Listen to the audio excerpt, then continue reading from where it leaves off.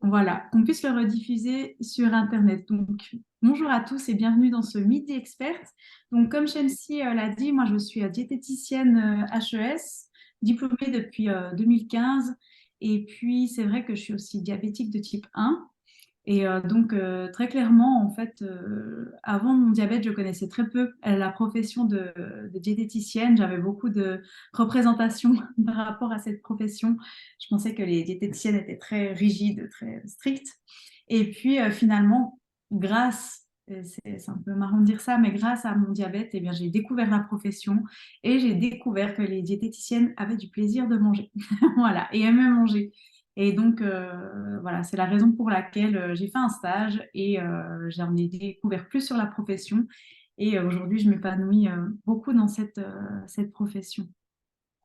Donc, voilà, je suis vraiment là aujourd'hui pour parler des expériences concrètes. Et puis, comme l'a dit Shamsi, c'est vraiment le but d'aujourd'hui, c'est d'être interactif et de peut-être aussi partager ses expériences, de si vous avez testé des choses avec les repas de fête qui ont fonctionné, qu'on puisse en parler, et à l'inverse, si des choses ne fonctionnent pas du tout, et bien qu'on puisse également en parler. Donc, voilà pour ma présentation en quelques mots. Super, merci beaucoup. Je pense que du coup, on va aborder le premier thème, hein, sans plus tarder. Donc, ça va être sur notamment la quantité de glucides sur les repas de fête. Comment est-ce qu'on peut gérer ça? Puisque souvent, on va manger le triple, hein, avec tout ce qu'il y a, hein, l'apéro, le dessert, etc. Donc, comment est-ce qu'on peut gérer avec le diabète sur cette énorme quantité de glucides qu'on va ingérer et comment faire pour garder une courbe aussi la plus droite possible? Merci beaucoup. Du coup, c'est vrai que, comme tu le dis, Shamsi, il y a un repas de fête, on va manger beaucoup, beaucoup de glucides, plus que dans un repas standard lorsqu'on est au travail ou qu'on prend un petit déjeuner. Et il peut y avoir deux cas de figure. Ça peut être soit une prise énorme sur un moment, ou on pense au repas du dimanche où on commence de manger à midi et on arrête à 17 heures. Donc une prise un peu fractionnée de glucides, si on veut bien. Euh, Moi, j'ai l'impression que vraiment l'élément à pas négliger, ça va être d'augmenter cette quantité d'insuline. Et c'est vrai que parfois, pour l'avoir vécu en tant que personne diabétique type 1, ça fait peur de tripler ces doses d'insuline habituelles. C'est vraiment quelque chose, quand on a l'habitude de faire 5 unités pour un repas et que là, on voit la pizza et puis on se dit, ouh, combien je vais mettre d'unités pour cette pizza et on se rend compte qu'il faut mettre plus d'insuline, on va en mettre plus, mais par moment, on va peut-être pas mettre la bonne quantité. Et c'est vrai que du coup, ça va être important de mettre plus d'insuline. Alors, si on a le cas de figure d'un repas de fête qui commence à midi puis qui se termine à 17 heures, qu'est-ce qui risque de se passer si on met toute la quantité d'insuline nécessaire avant le repas à midi, pour tout le repas qui dure jusqu'à 17 heures? Je ne sais pas si toi, Shamsi, ou quelqu'un d'autre peut-être avait une idée du risque. Bah, moi, j'aurais dit qu'on allait faire une hypo rapidement, puisqu'on n'a pas ingéré toute la dose de glucides qui était prévue pour l'insuline. Donc, ouais, une hypo. Exact, effectivement. C'est vrai que ça, c'est un des risques de mettre une très grande quantité d'insuline d'un coup. Si on fractionne le repas, en fait, on va pouvoir peut-être faire une hypo en début de repas vers midi, 13 heures, et puis finalement, après coup, peut-être se retrouver en hyper. Les insulines actives maintenant, elles sont actives environ 2 à 3 heures. En plus, on a des insulines super rapides comme la Fiasp ou la Novorapide. Là, je parle vraiment d'injection, hein. C'est vrai que je ne parle pas de pompe. On pourrait imaginer qu'une pompe avec une administration d'insuline, ben voilà, c'est une insuline aussi rapide. On se retrouve dans le même cas de figure si on met toute la dose d'un coup. Et voilà, elles sont efficaces, elles durent entre 2 et à 3 heures, on parle encore d'insuline résiduelle. C'est vrai que plus on met d'insuline, plus cette insuline va durer longtemps, mais on n'arrive jamais à couvrir 6, 7, 8 heures. Donc voilà, l'idée de si on a un repas qui dure vraiment sur la longueur, peut-être ça vaut vraiment la peine d'administrer l'insuline en plusieurs fois. Surtout que souvent, c'est des repas qui sont effectivement plus riches en glucides, mais aussi plus riches en graisses et plus riches en protéines. Donc, vraiment un temps de digestion qui est ralenti. Pour revenir juste sur la question d'injecter en plusieurs fois, tu conseillerais quoi comme temps d'intervalle entre chaque dose de couper sur une temporalité qui est précise avec des doses coupées, par exemple un tiers, un tiers, ou de faire, il y a d'autres idées? Bah, c'est une très bonne question parce que ça me permet aussi de rappeler que ben, la nutrition et tous ces conseils qu'on peut formuler, c'est vraiment aussi ça part d'observation générale. Et puis, ce sera toujours aussi très important d'individualiser, de tester, d'expérimenter pour voir vraiment vous ce qui vous convient au mieux. Par exemple, moi, je pense que si on a un repas, par exemple, qui commence à midi, puis qui termine à 18 heures, on a quand même 4 heures de repas. Peut-être qu'à 2 heures après la première injection, on peut déjà envisager la deuxième dose. Et puis, de nouveau, au cas par cas, c'est-à-dire que je ne sais pas si tout d'un coup, 1 heure après la première injection, on voit qu'on est déjà très très haut, ben, peut-être qu'on peut déjà mettre la deuxième dose. Ça, c'est toujours vraiment dans l'idée où on a décidé de la dose la couper en deux. Et parce que vous savez que voilà, il y a toujours cette question aussi d'insuline résiduelle qui va durer 2 à 3 heures. Et j'en profite aussi pour rappeler que si on fait une glycémie 2 heures après son injection, et si on est par exemple à une glycémie tout à fait dans les normes, comme 5 millimoles ou 6 millimoles, il ne faut pas oublier qu'il y a encore de l'insuline active et puis qu'en théorie, la glycémie va encore descendre. Et je sais que sous pompe, il y a des bolus carrés qui peuvent être diffusés dans le temps. Je sais qu'on peut mettre, par exemple, sa dose d'insuline sur 4 heures de diffusion. C'est quelque chose qu'on peut faire sur les repas à rallonge. Mhm. Exactement. C'est tout à fait quelque chose qu'on peut faire dans les repas à rallonge. Et puis, c'est vrai que c'est sur la pompe, ces bolus carrés ou en duo, ils sont vraiment très, très utiles pour les repas très riches en énergie, donc aussi très riches en protéines et très riches en glucides. Donc là, en glucides, pardon, en lipides. Donc là, je parle très concrètement de fondue, de raclette, des repas où on a vraiment tendance à manger des grandes quantités d'énergie, que ce soit sous forme et de protéines, et de lipides, et de glucides. Un autre exemple assez intéressant, c'est la pizza.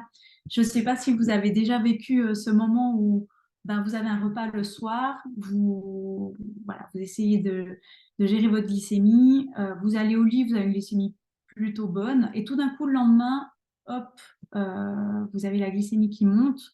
Ben, ça, c'est tout à fait un exemple concret de ces repas qui sont très riches en énergie, qui prennent du temps à être digérés et qui font monter la glycémie même 4, 5, 6 heures après le repas. Donc en fait, c'est assez simple à visualiser, c'est-à-dire que vous avez un repas, vous avez l'insuline qui va couvrir 3 heures de votre repas, puis après, il n'y a plus d'insuline. Mais tout d'un coup, vous êtes encore en train de digérer à cause des graisses qui ralentissent la digestion et aussi des protéines. Et donc, en fait, vous êtes encore en train de digérer aussi du sucre qui est emprisonné dans ces graisses et dans ces protéines. Et donc, après 3 heures après le repas, il n'y a pas forcément d'insuline, mais il y a du sucre qui entre encore dans le tube digestif parce qu'il était emprisonné dans les graisses et dans les protéines. Donc, ça explique un petit peu aussi ces hyperglycémies. Après, c'est lourd repas, si on veut. Et du coup, par exemple, une raclette ou une fondue, faudrait faire quoi? Décaler la dose d'insuline dans le temps ou mettre pareil en plusieurs fois, puisque du coup, le temps d'action, il est presque 2 fois plus élevé Mhm. sur les glucides. Donc, comment est-ce qu'on peut gérer tout ça? Mhm. Alors, il y a deux choses. Il y a déjà, premièrement, vraiment diviser la dose, effectivement, puisque le temps de digestion, il est ralenti, qu'on peut arriver jusqu'à 5-6 heures. Et puis, il y a aussi le fait que malheureusement, un repas riche en protéines, surtout riche en graisse aussi, mais ça c'est très important, un repas riche en protéines va nécessiter plus d'insuline. Alors, je bouscule un peu en disant ça parce qu'on a appris en tant que personne diabétique type 1, glucides égale insuline et c'est tout.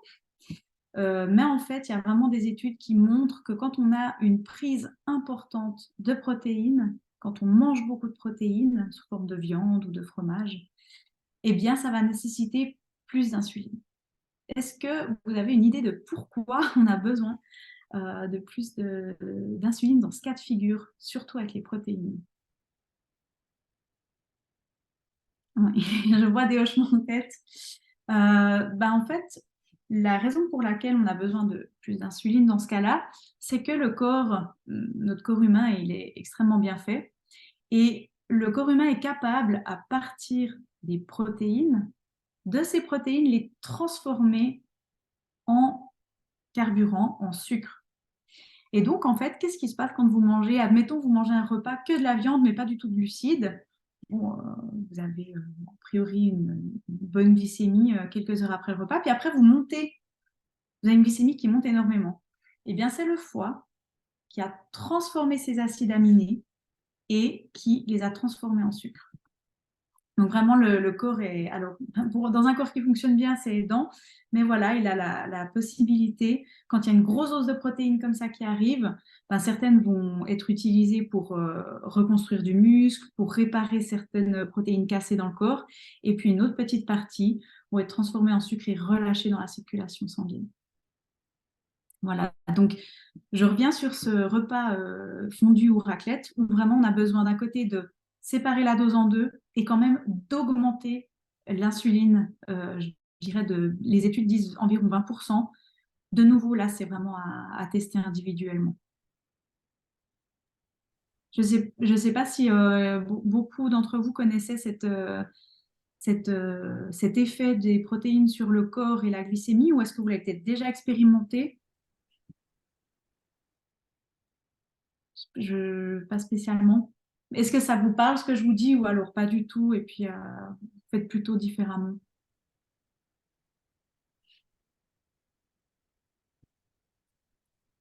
Est-ce que vous m'entendez? Oui, Oui, ok, c'est juste moi qui n'entends plus. pas de Du souci. coup, juste, on va continuer sur ces repas un peu longs, puisqu'il peut y avoir aussi de l'alcool sur ces repas, et on sait que l'alcool, c'est quelque chose qui est riche en glucides, notamment sur le vin, et même si c'est dilué, hein, quand on va en soirée, etc.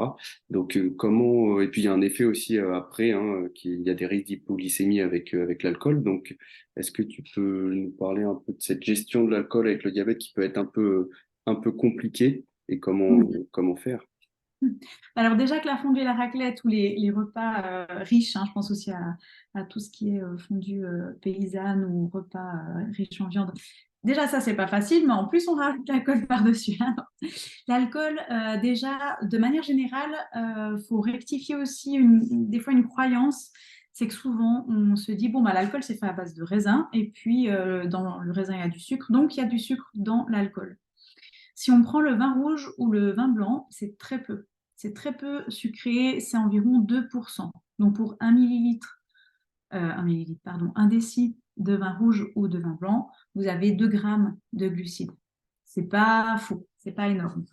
Donc voilà, dans le vin, en fait, comme le processus de création du vin, c'est de la fermentation et le sucre, du coup, va être utilisé lors de cette fermentation pour devenir de l'alcool, enfin, pour en tout cas créer de l'alcool.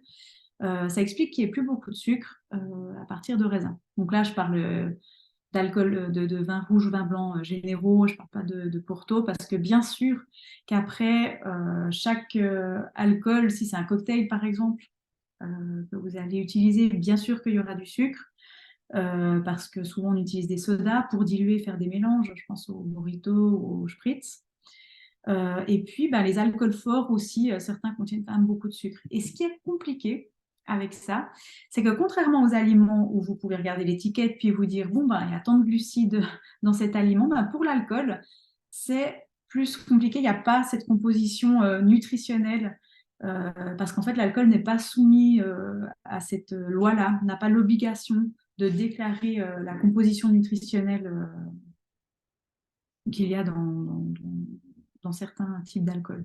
Donc là, c'est assez compliqué. Et puis pour trouver les compositions nutritionnelles de certains alcools, il faut vraiment chercher sur les sites internet, les sites de référence, des documents spécifiques pour le diabète de type 1, et ça, on pourra peut-être y revenir après. Et donc, du coup, ça, c'est donc un premier point, la quantité de glucides qu'il peut y avoir dans l'alcool. Et puis ensuite, il y a l'effet de l'alcool sur le métabolisme. C'est-à-dire que l'alcool, finalement, pour le corps, est vraiment considéré comme quelque chose de toxique. C'est un peu comme une molécule qu'on n'a pas l'habitude et il faut s'en débarrasser absolument. Donc, ça va passer par le foie. Ça va être filtré par le foie et ça va être éliminé par le foie et ensuite éliminé dans l'urine. Et donc, le foie, il est occupé à détoxifier son corps, à détoxifier le corps et à enlever cet alcool. Mais du coup, il ne peut plus faire son autre rôle. Et vous n'êtes pas sans savoir que le foie, tout au long de la journée, tout au long de la nuit, il va toujours relâcher un peu de sucre. C'est vraiment une de ses fonctions, c'est d'assurer au corps toujours un petit peu de sucre pour que le cerveau puisse bien réfléchir. Le cerveau, je le rappelle, ne fonctionne que à base de sucre. C'est vraiment son carburant principal. Donc, c'est une des missions du foie, relâcher tout le temps un petit peu de glucides, de sucre dans le sang. Et une fois qu'il y a l'alcool, le foie, il s'occupe de détoxifier cet alcool et il ne peut plus relâcher le sucre qu'il a l'habitude de relâcher dans la circulation sanguine. Donc, on a de l'insuline qui est présente, mais on n'a plus le sucre relâché par le foie. Donc, ça peut expliquer le risque d'hypoglycémie, je pense au lendemain. Souvent, ce n'est pas instantané. Ce phénomène, c'est plutôt le lendemain, quand en plus peut-être on fait une grasse matinée, si on a bu plusieurs verres, et donc là, le risque d'hypoglycémie est plus important. Super. Tu as parlé de calcul des glucides avec des outils. Je sais qu'il y a, du coup, pour le vin, etc., je sais qu'il y a GluciCheck, des choses comme ça. Est-ce que tu as d'autres, soit sites internet, applications ou d'autres choses sur lesquelles on peut trouver un peu les renseignements? Bien sûr, et peut-être que vous aussi, vous avez des applications qui sont utiles et puis que je ne connais pas, donc n'hésitez pas de le partager ici sur ce Midi Expert. Donc en termes d'applications mobiles, parce que maintenant, voilà, les applications, c'est vraiment tendance et ce qui fonctionne bien et ce qu'on a sous la main. On a Webdia. Webdia, qu'est-ce que c'est? C'est vraiment une application créée par les HUG, initialement par un papa d'une patiente diabétique type 1. Et cette application, elle fait beaucoup de choses. Elle aide à trouver la quantité de glucides dans certains aliments et puis elle va même jusqu'à l'assistant bolus, c'est-à-dire une aide pour calculer quelle dose d'insuline j'ai besoin pour mon repas, pour avoir à nouveau une glycémie dans les normes. Ça fait vraiment le chemin de A à Z. Et en fait, sur Webdia, l'avantage, c'est que, bon, déjà, c'est un outil genevois, mais surtout, c'est un outil qui est validé scientifiquement. Et vous avez une liste d'aliments assez intéressante avec quelques photos. Il n'y a pas tout qui a des photos, malheureusement, mais il y a quand même pas mal de photos, donc c'est un très bon outil. Moi, quand j'utilise Webdia, c'est vrai que l'information de la teneur en glucides des aliments, c'est pas ce que je trouve en premier. Je dois aller un petit peu fouiller, faire quelques allers-retours, mais c'est une application qui fonctionne bien. Dans les autres applications, il y a GluciCheck, donc qui a été, c'est Roche, sauf erreur, c'est une firme pharmaceutique qui est à l'origine de GluciCheck, qui est vraiment pour moi une application très clé en main. Pourquoi? Parce que c'est comme une barre de recherche Google. Vous tapez l'aliment que vous voulez chercher et puis hop, vous trouvez ou pas, mais la base de données, elle est quand même assez riche, assez fournie. Et pour le calcul des glucides, moi je trouve très intéressant, il y a des photos par portion, vous avez peut-être 50 grammes de frites, 150 grammes de frites, enfin voilà. Il y a plusieurs photos avec différentes tailles au niveau des portions, donc quelque chose de très visuel et de très pragmatique. Le petit problème de GluciCheck, c'est qu'il faut être en France pour la télécharger. Jusqu'à il y a quelques années, en Suisse, on pouvait la télécharger sans souci. Il y a une mise à jour et maintenant, en Suisse, malheureusement, on ne peut plus la télécharger sur les iPhones.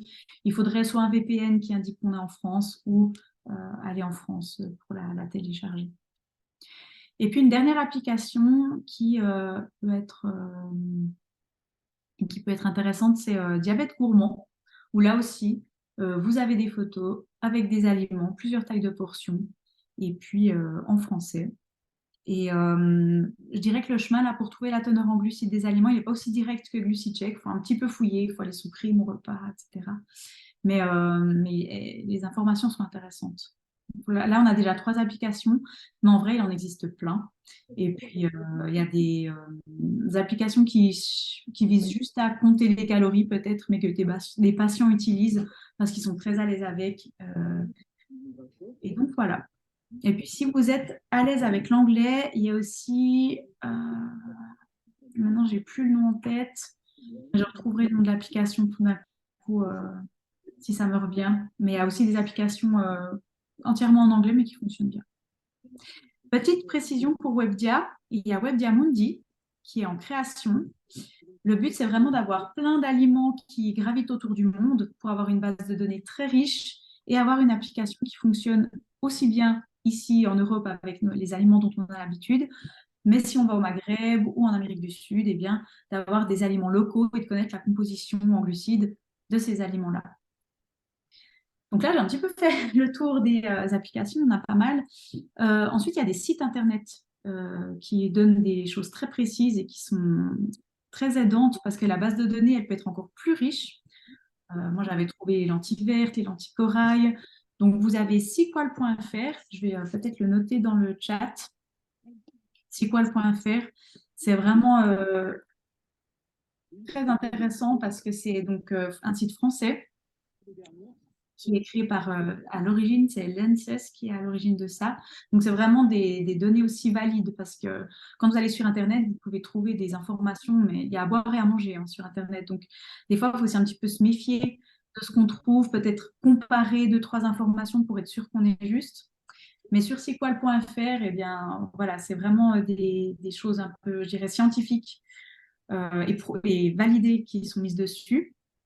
Vous allez pouvoir trouver pas mal d'infos. Et puis sinon, vous avez le site suisse valeurnutritive.ch. Je vous le note aussi,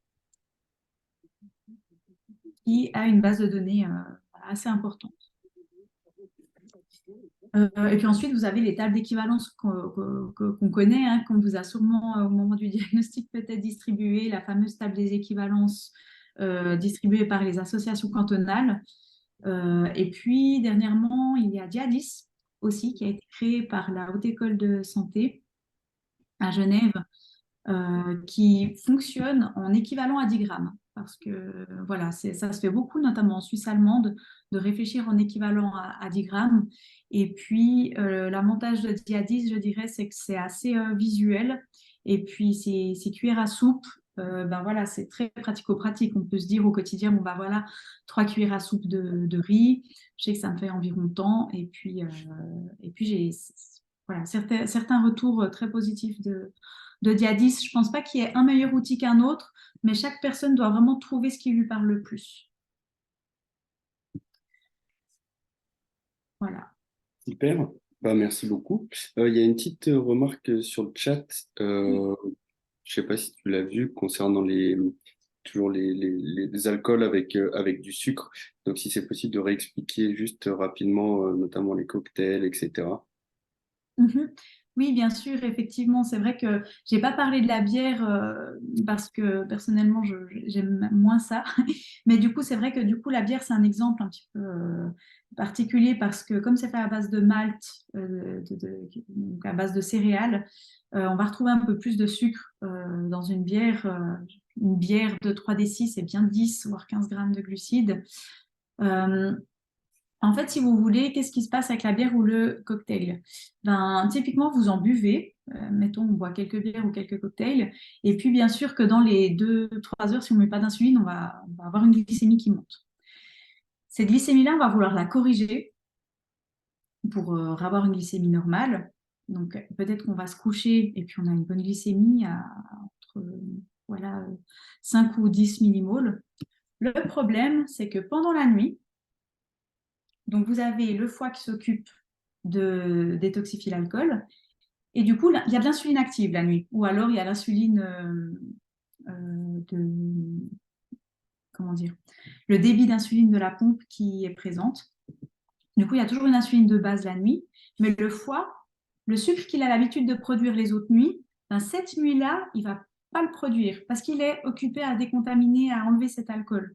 Donc, ça explique que si habituellement la nuit, vous avez des glycémies très plates, ben là, avec l'alcool, vous allez plutôt avoir une glycémie descendante parce qu'il y a trop d'insuline par rapport à la production de glucose du foie. Vous avez le foie, vraiment, il produit très peu de glucose, met de l'insuline active, et ben, qu'est-ce qui se passe? L'insuline fait rentrer le sucre dans les cellules, et à un moment donné, plus assez de sucre dans le sang et hypoglycémie. Du coup, en pratique, il faudrait moins corriger ou carrément pas compter les glucides de la bière. En pratique, je dirais que effectivement, en tout cas, quand on a une soirée où il y a pas mal d'alcool, de se coucher avec une glycémie vers 8-9, on peut supposer en tout cas qu'elle va pas mal descendre pendant la nuit. Donc, je dirais qu'il faut être assez attentif en fait au moment du coucher à la glycémie qui est affichée et puis de éventuellement prendre peut-être même une petite collation ou s'il y a une glycémie à 12 ou 13, peut-être pas s'inquiéter pour cette soirée-là, surtout que la consommation d'alcool est quand même ponctuelle normalement. Et bien sûr que toutes les nuits enfin, on espère que toutes les nuits soient les mieux réglées possibles. Mais que si une fois là, vu le risque d'hypoglycémie, peut-être si on s'endort avec une glycémie un tout petit peu plus élevée, de ne pas paniquer en tout cas. Je ne sais pas si c'est plus clair. Euh, Moi, Céline. on m'a souvent dit de manger, de beaucoup manger quand je buvais en même temps que je buvais de l'alcool. Est-ce qu'il y a plus de risques si on est à jeun de faire une hypoglycémie? Est-ce que ça aide de manger? Enfin, comment ça se passe? Mhm. Ben, ça dépend, c'est-à-dire manger euh, avant le repas ou manger avant de dormir. Enfin, manger pendant le repas, pendant que tu bois un verre ou manger avant de dormir. Bah plutôt si ça continue, si l'alcool continue après le repas, de continuer de Mhm. continuer de manger quoi. Mhm. Oui, ça peut être une astuce. Ça peut être une astuce. Ça dépend toujours de combien de verres on boit. C'est clair que si on boit un verre ou deux, on n'aura pas cette problématique-là. Mais s'il y a une grosse soirée et puis que vers, je sais pas moi, 21 heures, on continue à boire et puis qu'on ne mange pas du tout, bah, effectivement, que là, que le risque, il est augmenté. Mais le fait de prendre de l'alcool et puis de manger et puis ensuite de mettre de l'insuline pour ce qu'on mange, enfin, voilà, on peut aussi vite rentrer dans un... Je sais pas si toi, tu faisais comment en pratique? Est-ce que tu mettais de l'insuline quand tu mangeais avec l'alcool ou du coup pas? Ouais, un petit peu, mais je contrôle régulièrement quoi. Mhm. Garde Ouais. toujours un œil sur la glycémie. Mhm. Moi, je pense que c'est vraiment le message clé, contrôler assez régulièrement, surtout avant de dormir. Parce que là, l'exemple que tu dis, là, c'est intéressant, c'est-à-dire que ben, je prends un verre de vin puis quelques chips avec, ben, peut-être que ça va se compenser, effectivement.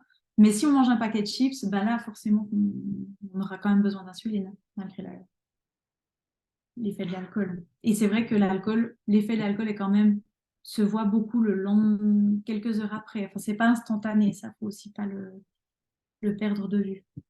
Il y avait une remarque aussi de Myriam, je redis juste à voix haute, qui trouve assez difficile de gérer les repas de fête, même en piquant plusieurs fois. Souvent, on ne sait pas combien de glucides on va manger, on estime et on pique, mais une heure après, un nouveau plat arrive, on ne sait même pas si on a bien estimé la précédente prise de glucides. L'insuline n'a pas fini sa durée d'action et il faut encore piquer et estimer. Ça double l'incertitude. Est-ce que vous auriez une astuce? Merci beaucoup, Myriam, pour ce témoignage parce que ça montre vraiment toute la complexité vraiment toute la complexité de la gestion de cette maladie. Et effectivement, je te rejoins tout à fait dans le fait que oui, les grands repas sont très difficiles à estimer. Et puis que des fois, on a aussi peur de créer des hypoglycémies parce qu'on ne sait pas non plus quand le prochain repas pourrait arriver. Je crois que pour avoir des bonnes glycémies, peut-être que c'est dans les moments où il y a le moins de facteurs confondants qu'on peut se concentrer à vraiment, je dirais, être le plus strict avec soi-même. Dans ces moments de grands repas, peut-être que l'objectif glycémique peut être un tout petit peu plus large. Comme je le disais avant, on n'en a pas non plus tous les jours, normalement. Moi, personnellement, je n'ai pas d'astuce miracle par rapport à ça. Je fais aussi la même chose, je le reconnais. C'est-à-dire que voilà, si c'est un repas qui est vraiment sur la durée, faire plusieurs injections, pas forcément que 2, mais même 3 ou 4 en fonction de ce qui arrive. Je ne sais pas si quelqu'un a peut-être une autre manière de faire qui fonctionne mieux ou une astuce à partager. Mais pour moi, en tout cas, ça me semble déjà très, très bien et très comment dire, consciencieux de se dire bah, à chaque prise de glucides juste avant, je me pique pour éviter que la glycémie monte trop. C'est déjà beaucoup d'efforts de faire plusieurs administrations d'insuline et puis bravo pour ça. Est-ce qu'il y a quelqu'un qui veut peut-être rebondir sur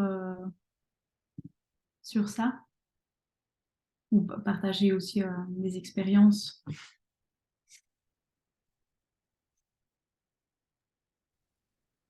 Je crois que c'est clair, hein, t'as bien tout expliqué. Petite dernière chose sur notamment les desserts. Ça va être enfin, je sais qu'il y a certains repas de fête où il va y avoir une grosse prise de glucides qui va être très rapide, hein, notamment sur les desserts, un peu les gros desserts. Voilà, comment on peut faire? Est-ce qu'il faut anticiper? Est-ce qu'il faut, enfin, comment faire pour gérer au mieux et pas avoir un gros pic d'insuline tout de suite après le repas, si on est déjà arrivé à là sans problème. Oui, oui, oui. C'est vrai que cette partie du dessert, elle est pas évidente. Parce que déjà, pour connaître la quantité de glucides exacte dans un dessert fait maison, ça peut être très, très difficile. Souvent, on va plutôt faire à l'œil. Quelqu'un qui voudrait être extrêmement précis va peut-être calculer la recette. Alors, ça demande pas mal d'efforts. Après, ben, comme on l'a dit, hein, on a parlé avant de toutes ces applications-là, vous pouvez trouver des portions types et puis des exemples de teneur en glucides de certains desserts, sachant qu'il peut y avoir une variabilité assez importante. Par rapport à l'arrivée de sucre, de saccharose, de sucre blanc, qui peut traditionnellement, hein, quand on parle de sucre blanc, on dit que c'est vite digéré quand même. Bah là, je me ferai pas trop de soucis, dans le sens où les desserts, ils sont aussi souvent gras. Et puis si c'est après un grand repas qui a duré quelques heures, souvent vous sentez votre estomac, il est lourd, hein. Et puis ça, c'est aussi les sensations du corps, elles sont très importantes et puis elles vont vraiment vous aider, je pense, dans la pratique de tous les jours. C'est-à-dire que bah, l'estomac, c'est comme un gros mixeur. Donc voilà, le but, c'est vraiment de mixer, de masser, de malaxer tout ce qu'il y a dedans. Et donc, quand vous prenez le dessert puis que vous sentez que votre estomac il est encore un petit peu lourd, mais que vous avez envie d'une touche sucrée et donc que vous allez faire un petit peu de place, ben, la digestion elle est déjà ralentie. Donc, le dessert va se rajouter à tout ce que vous avez mangé avant et on n'aura pas trop de problèmes enfin, à mon avis, hein, à mon expérience, on n'aura pas trop de problèmes de pic de glycémie important. Ça va se mélanger à tout le reste puis ça va ralentir encore la digestion. Super. Est-ce que vous avez des questions? Parce que je crois qu'on arrive un peu à... Je vois que du coup, en pratique, il y a encore une question, oui. Il faudrait moins corriger ou carrément pas compter les glucides de la bière. Moi, je dirais que s'il n'y a que de la consommation de bière, l'un et l'autre, a priori, devraient se compenser, entre guillemets, mais toujours à tester, expérimenter. Peut-être chez certaines personnes, ce conseil suffira, et puis ben, on boit quelques bières, on ne met pas d'insuline, on s'endort avec une glycémie à 12 millimoles, puis on se réveille avec une glycémie à 6, 5, 4. Puis peut-être pour certaines personnes, au contraire, elles seront très sensibles aux glucides de la bière et puis ça va les faire monter extrêmement en hyperglycémie et puis peut-être qu'avant le coucher, elles seront à 20 et puis là, ça va pas jouer. Donc, toujours tester et individualiser les conseils un peu généraux, je dirais, qu'on donne.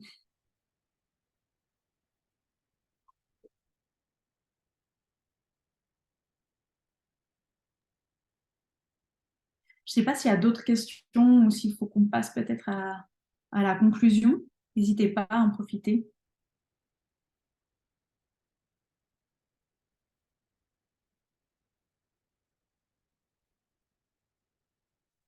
Pas. Je, je dirais peut-être pour conclure qu'on voit avec ce Midi Expert toute la complexité que c'est de vivre avec un diabète de type 1 au quotidien et voilà, avoir certains, enfin, rencontrer certaines situations de vie où ben, le diabète n'est pas facile à gérer parce qu'il y a beaucoup de facteurs qui vont l'influencer. Et là, on parle que d'alimentation, on ne parle même pas d'encore tout le reste. Mais le but, c'est voilà, d'essayer de passer des moments de fête avec le plus de plaisir et de sérénité possible. Et je dirais que dans ces moments-là, tout en gardant du souci pour ses glycémies, mais de se dire bah, que si qu'on a un petit peu moins strict et puis qu'à la fin du repas, on refait le point en se disant bon ben voilà, maintenant que la digestion est terminée, que le repas est passé, peut-être refaire un point sur ma glycémie, est-ce qu'il faut que je corrige ou pas. Mais pendant ce moment, de ne pas être trop strict envers soi-même et puis de se dire que chaque effort qui est fait est bon à prendre. Et puis que voilà, ça reste une maladie très très complexe et que le but des repas de fête, ben, c'est de quand même avoir du plaisir. Super. Eh ben, merci beaucoup, France, pour toutes ces précisions et ces informations. J'espère que ça va servir à tout le monde pour les repas de fête qui arrivent. Je vous mets dans le chat un questionnaire d'à peine 1 minute sur ce Midi Expert et ça permet aussi de récolter quelques informations sur ce qui vous plaît moins et aussi sur vos envies pour les prochains. Je sais que le prochain, corrige-moi France si j'ai dit une erreur, mais c'est diabète et grossesse qui sera début janvier, il me semble le 9 9 janvier, exactement, le mardi janvier, 2. voilà. Euh, donc voilà, et puis après, c'est en ce qui concerne les autres activités de la fondation, on reprend à partir de la rentrée en janvier. Donc voilà, n'hésitez pas à aller voir sur le site internet pour tout ce qui se passe. Voilà, je crois qu'on est bien. Parfait, merci beaucoup. Au revoir à tous. Au revoir, bonne Merci journée. beaucoup. Au revoir.